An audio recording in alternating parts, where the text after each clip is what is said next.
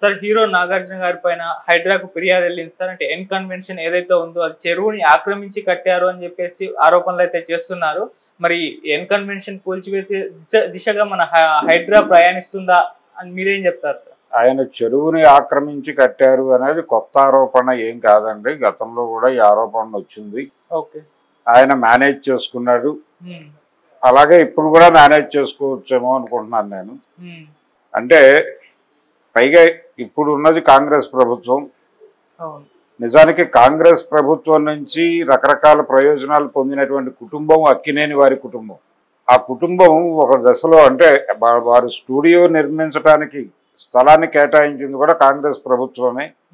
ఆయన స్టూడియో నిర్మించాలి అనుకున్నప్పుడు హైదరాబాద్లో సారథి స్టూడియోస్లో సమస్య వచ్చినప్పుడు సారథి స్టూడియోలోకి తను వెళ్ళి షూటింగులు చేసుకోలేని పరిస్థితి వచ్చినప్పుడు యుద్ధ ప్రాతిపదిక మీద స్టూడియో నిర్మించాలి అనుకున్నప్పుడు కాంగ్రెస్ ప్రభుత్వంతో ఆయనకు మంచి సంబంధాలు ఉండేవి మొదటి నుంచి. అక్కినేని గారికి కాంగ్రెస్ పార్టీ అంటే అనధికార పిసిసి ప్రెసిడెంట్ అన్న లెవెల్లో మాట్లాడుకునేవాళ్ళు. ఆయనకి సభ్యత్వం ఉందో లేదో ఎవరికి తెలియదు, లేదనే నేను అనుకుంటున్నాను. కానీ కాంగ్రెస్ పార్టీతో చాలా సన్నిహితంగా ఉండేవాడు ఆయన అందరు ముఖ్యమంత్రులతో.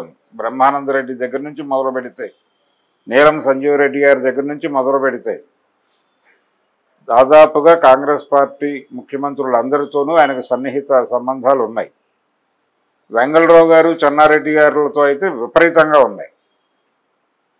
ఇలా ఆయనకి స్థలం కేటాయించిన తర్వాత ఆ స్థలంలో ఆయన ఈ చదలవాడ బ్రదర్స్ ఉన్నారు కదా, తెనాలి బ్యాచ్, వాళ్ళతో కలిసి ఒక టింబర్ ఎస్టేట్ పెట్టాడు.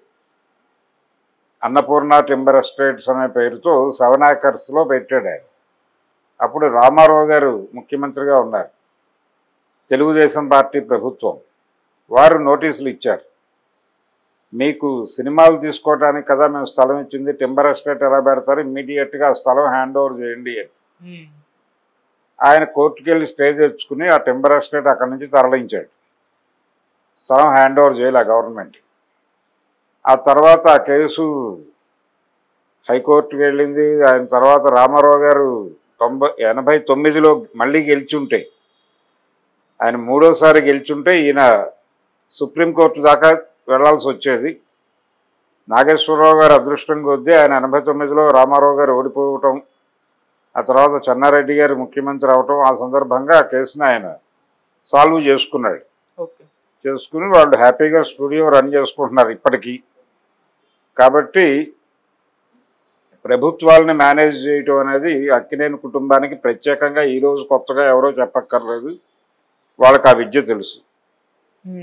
అలాగే వైఎస్ రాజశేఖర రెడ్డి గారి రోజుల్లో ఈ అన్నపూర్ణ ఇప్పుడు 7 acresలో మల్టీప్లెక్స్లు ఇలాంటివి ఏవో చేసి నిర్మించి, అది అంటే వైబుల్గా లేదు అనే ఉద్దేశంతో దానిలో ఇతర వ్యాపారాలు ఏవో చేయాలి అని అనుకున్నాడు నాగార్జున గారు. అనుకుని నిర్మాణాలు ప్రారంభించిన తర్వాత అంటే వైఎస్తో కొంచెం సాన్నిహిత్యం ఉండేది ఆయనకి, జగన్మోహన్ రెడ్డి గారితో కూడా సాన్నిహిత్యం ఉంది ఆయనకి. ఆ మధ్య ఆయన మిత్రుడు మ్యాట్రిక్స్ ప్రసాద్ గారు జగన్మోహన్ రెడ్డి గారి స్కాముల్లో ఆయన కూడా భాగస్వామి అని కదా కోర్టులో వేసి అప్పటి ప్రభుత్వం ఆయన్ని నిర్బంధంలోకి తీసుకుని జైలుకి పంపించింది. ఆ సందర్భంగా నాగార్జున గారు తరచూ తిరుపతి లడ్డూలు తీసుకొచ్చి వారికి జైలుకి వెళ్ళి ములాఖాతు పెట్టి ఇచ్చి వచ్చేవారు.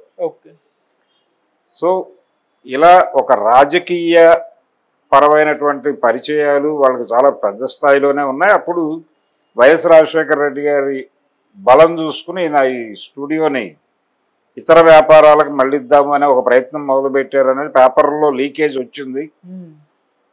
ఇది జరుగుతూ ఉండగా రాజశేఖర రెడ్డి గారి మరణము, తర్వాత వచ్చినటువంటి ప్రభుత్వాలు, ఈ ప్రాసెస్లో ఆయన తిరిగి దాన్ని స్టూడియోకే వాడుతున్నారు ఇప్పటికీ. అది పరిస్థితి. అందుకని వాళ్ళేమి ఈ నోటీసులకు భయపడిపోయి, లేకపోతే హైడ్రా వచ్చేస్తుందా, మరొకటి వస్తుందా, కేంద్ర ప్రభుత్వం సైన్యాలను పంపిస్తుందా, ఒకటి చాలా స్పష్టంగా హైదరాబాద్లో చాలా చోట్ల చెరువులను ఆక్రమించి అపార్ట్మెంట్లు కట్టిన చరిత్రలు కూడా మనకు తెలుసు. ఆక్రమణల మీద చెరువులు ఆక్రమించి కట్టినటువంటి అపార్ట్మెంట్లు అవి కూలిపోయిన సందర్భాలు కూడా చూసాం మనం ఇక్కడ. ఈ ప్రాసెస్లోనే ఈయన ఎన్కన్వెన్షన్కి సంబంధించి వివాదం చాలా కాలంగా ఉంది. అది ఆ చాలా కాలంగా ఉన్న వివాదాన్ని ఎలా సాల్వ్ చేసుకోవాలనే ప్రయత్నంలో ఆయన ఉన్నాడు. అది మరొకసారి తెర మీదకి వచ్చింది. తెర మీదకి రావటం అంటే దాన్ని సాల్వ్ చేసుకోవాలి కొత్త ప్రభుత్వంతో. కొత్త ప్రభుత్వంతో ఆయన ఎలా సాల్వ్ చేసుకుంటాడు అనేది టాస్క్. ఆయనకి జగన్మోహన్ రెడ్డితో ఉన్న రిలేషన్ వలన అదేదైనా దీనికి అడ్డంకిగా మారచ్చా? నాగార్జున్ని జగన్ ఫ్రెండ్గా చూస్తున్నాడా రేవంత్ రెడ్డి? జగన్కి రేవంత్ రెడ్డికి ఉన్నటువంటి గ్యాప్, దాని తాలూకా ఫలితం ఏదైనా ఇక్కడ రిఫ్లెక్ట్ అవుతోందా అనేది కూడా చూడాలి. అదొక కోణం ఉంది. దాంతోపాటు అక్కినేని కుటుంబానికి కాంగ్రెస్ పార్టీతో ఉన్నటువంటి పాత సంబంధాలు వెంకట అక్కినేని వీళ్ళందరికీ తెలుసు.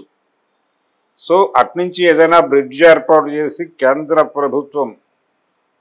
ప్రభుత్వం దృష్టి ఇటువైపు రాకుండా చూసి కాంగ్రెస్ పార్టీ అధిష్టానంతో వీళ్ళకు ఫోన్ చేయించి ఇలా ఏదైనా మేనేజ్ చేసి ఫైనల్గా ఒక పాజిటివ్ కంక్లూజన్కి తీసుకొస్తారు సీన్ని అని మాత్రం అనుకుంటున్నాను. బద్దలు కొట్టేస్తారు, అయిపోయింది, నాగార్జున పని అయిపోయింది అన్న టోన్లో ప్రచారం అయితే జరుగుతోంది. ఇప్పుడు నాగార్జున గారికి జగన్తో ఎంత సాన్నిహిత్యం ఉందో చిరంజీవి గారితో అంత సాన్నిహిత్యం ఉంది. జగన్ కంటే ఎక్కువ సాన్నిహిత్యం ఉంది. ఆయన త్రూ చిరంజీవి నేరుగా కేంద్ర ప్రభుత్వంతో డీల్ చేసుకోగల సమర్థుడు. అలాగే కాంగ్రెస్ పార్టీ అధిష్టానంతో డీల్ చేసుకోవడానికి కూడా ఆయనకి నెట్వర్క్ కలదు. అందుకని ఆయన ఎట్నుంచైనా పావులు కదిపి ఈ సమస్యని పరిష్కరించి ఆ అన్కన్వెన్షన్ని కాపాడుకుని దాన్ని స్థిరీకరించుకోవడానికి ఏం చేయాలో ఆ కార్యక్రమాలు చేసి దాన్ని బయటపడేసేటువంటి సత్తా కెపాసిటీ ఆయన డెఫరెంట్గా ఉంది. ఆయన బిజినెస్ మ్యాన్, నట వ్యాపారి. ఆయన నట వ్యాపారి. ఆ నట వ్యాపారం ఎలా చేయాలో ఆయనకు స్పష్టంగా తెలుసు. ఎవరితో ఎలా డీల్ చేయాలో ఆయనకు తెలుసు. సో ఎవరు ఇబ్బంది పడక్కర్లేదు. ఇది ప్రస్తుతం నడుస్తున్నది రాజకీయ వ్యాపారం. ఇదేదో ప్రజా సంక్షేమం కోసం చెరువులు కబ్జా చేస్తే వాళ్ళేదో శిక్షలు వేసేసి ప్రజా సంక్షేమం కోసం ఏం చేయడానికన్నా సిద్ధపడిపోయేంత ప్రభుత్వాలు లేవు. అది ఏ పార్టీ ప్రభుత్వం అయినా మార్కెట్ ఎకానమీ కోసమే అది కష్టపడుతుంది. మార్కెట్ ఎకానమీని నిలబెట్టడమే ఏ ప్రభుత్వ బాధ్యత అయినా అనే పరిస్థితి ఉంది. కాబట్టి మార్కెట్ ఎకానమీకి ప్రాధాన్యత ఇచ్చి తీరక తప్పని పరిస్థితి. ప్రజా సంక్షేమం కన్నా కూడా మార్కెట్ ఎకానమీకి ప్రధాన పాత్ర ఇవ్వక తప్పని పరిస్థితి ప్రభుత్వాలకు ఉన్నప్పుడు ఇప్పుడు నాగార్జునతో గొడవ పెట్టుకోవడం అనేది మార్కెట్ సెంటిమెంట్ని దెబ్బతీయచ్చు. జస్ట్ చిన్న యుద్ధం జరుగుతుంది, ఎలా సెటిల్ చేసుకుంటావో చేసుకో. ఈ సెటిల్మెంట్కి కొంత ప్రాతిపదిక ఉంటుంది. ఆ ప్రాతిపదిక ఇవేవో ఆయన ఫుల్ఫిల్ చేస్తే ఒక మాట వచ్చేస్తుంది, అటు నుంచి క్లోజ్ అయిపోతుంది వ్యవహారం. ఆ ప్రయత్నాలు నాగార్జున గారు డెఫినెట్గా చేసుకుంటాడు. ఆయన ఫ్యామిలీ ఉంది, ఆయన వెనకాల చాలామంది పనిచేస్తున్నారు. ఆ రోజుల్లో అంటే నాగేశ్వరరావు గారి అన్నగారి కొడుకు ఒక ఆయన ఉండేవాడు అక్కడ, అక్కినేని వెంకటరత్నం అనే పేరుతో. ఆయనకి చాలా జ్ఞానం ఉంది, ఆయన చాలా ఆర్గనైజరు. అలా చాలామంది ఉన్నారు. వాళ్ళకి ఆయన ఉన్నట్టు లేడు ఇప్పుడు. అయినప్పటికీ వాళ్ళు దే కెన్ మేనేజ్. ఆ లింక్స్ ఉన్నాయి ఆయనకి, ఆ లింక్స్ ఉన్నాయి, హ్యాపీగా చేసుకోగలడు ఆయన. సార్ మీరేమో నాగార్జున గారు కాంగ్రెస్ ప్రభుత్వంతో సన్నిహితంగా ఉండి దీన్ని కంట్రోల్ చేసుకోవచ్చు అని అంటున్నారు. కాకపోతే అక్కడ హైదరాబాద్ మేము ఇండిపెండెంట్ గా ఉంటాం, దానం నాగేందర్ గారు ప్రభుత్వంలో ఉన్నప్పటికీ ఆయన ఒకటి కూల్చివేశారు. ఇప్పుడేమో బీఆర్ఎస్ వాళ్ళే కూల్చేస్తున్నారు. మరి ఇది ఇండిపెండెంట్ గా ఉంటుందా హైదరాబాద్, లేకుంటే ప్రభుత్వం చేతుల్లోనే ఉండి బీఆర్ఎస్ వాళ్ళని కూల్చడానికి ప్రభుత్వం దీన్ని యూజ్ చేసుకుంటుందా సార్? మీరేం చెప్తారు? గోకుల్ ట్రస్ట్ భూముల్లో ఉన్నటువంటి నిర్మాణాలు కూల్చేస్తామని ప్రతి ప్రభుత్వం వచ్చినప్పుడల్లా హడావిడి చేసి అక్కడికి బుల్డోజర్లు వెళ్ళి 2-3 కూల్చి హడావిడి చేసిన సందర్భము, తర్వాత అది సెటిల్ అవుతున్న సందర్భం అనేక సార్లు చూస్తున్నాం. కాబట్టి ఇక్కడ కూడా అదే జరుగుతుంది. వెళ్ళే వాళ్ళు కూల్చే ప్రయత్నం చేస్తారు, జరగచ్చు. కానీ ఏదో ఒక ఏరియా నుంచి, కోర్టు నుంచి స్టే తెచ్చైనా సరే దాన్ని ఆపుకుంటారు. ఇప్పుడు ఆ రోజున టింబర్ ఎస్టేట్స్ పెట్టినప్పుడు గవర్నమెంట్ స్టూడియో స్థలం హ్యాండ్ ఓవర్ చేయమంటే కోర్టుకు వెళ్ళే వాళ్ళు స్టే తెచ్చుకున్నారుగా. ఇప్పుడు కూడా అదే చేయొచ్చు. రాష్ట్ర ప్రభుత్వం నిర్ణయాన్ని అమలు చేసేదే తప్ప అదేమి రాజ్యాంగానికి అతీతమైన సంస్థ ఏం కాదు కదా. అందరూ ఒకే ఏరియాలో ఉన్నవాళ్లే కదా. స్టేట్ గవర్నమెంట్ రేవంత్ రెడ్డి గారు తలుచుకుంటే 2 నిమిషాల్లో సెటిల్ చేయగలరు కదా విషయాన్ని. అందుకని అటువంటి ఇబ్బంది ఏం లేదు, వాళ్ళు సాల్వ్ చేసుకోగలడే. ఓకే. ఇప్పుడు ఎక్కడో ప్రభుత్వ స్థలాల్లోనో లేకపోతే ఎవరిదో ప్రైవేటు పోరంబోకు భూములు, అంటే ప్రైవేటు వ్యక్తుల కబ్జాలో ఉన్నటువంటి పోరంబోకు భూములు ప్రభుత్వ పోరంబోకు భూములే. వాటిల్లో గుడిసెలు వేసుకున్న వాళ్ళు, లేకపోతే ఎవరో కొనేసి అలా వదిలేసిన స్థలాల్లో ఇళ్ళు వేసుకున్నటువంటి పేదలని వాళ్ళ ఇల్లు పీకేయటానికి, వాళ్ళని ఆ స్థలాల్లోంచి గెంటేయటానికి ప్రభుత్వం ఉత్సాహం చూపిస్తుంది. కానీ ఒక ఇటువంటి నాగార్జున లాంటి ఒక నట పారిశ్రామికవేత్త తాలూకా ఆస్తుల్ని ఇబ్బంది పెట్టేటువంటి పని డెఫినెట్గా చేయదు. ఇప్పుడు అదే స్థలంలో అదే అన్కన్వెన్షన్ ఉన్నటువంటి చెరువులో ఆ చెరువును ఆక్రమించి పేదలు కనుక గుడిసెలు వేసుకుని అక్కడ బతుకుతుంటే వాళ్ళని తొలగించదలుచుకుంటే 2 నిమిషాల్లో తొలగిస్తారు. 2 నిమిషాలు. ఎవరు అడ్డుపడ్డా అది ఊరుకోరు. కాబట్టి పేదలకు రక్షణ లేదు ఈ దేశంలో. నాగార్జునకి రక్షణ డెఫినెట్గా ఉంటుంది. నాగార్జున్ని కాపాడటానికి చాలా శక్తులు రంగంలోకి దిగుతాయి, మీరు చూస్తూ ఉండండి.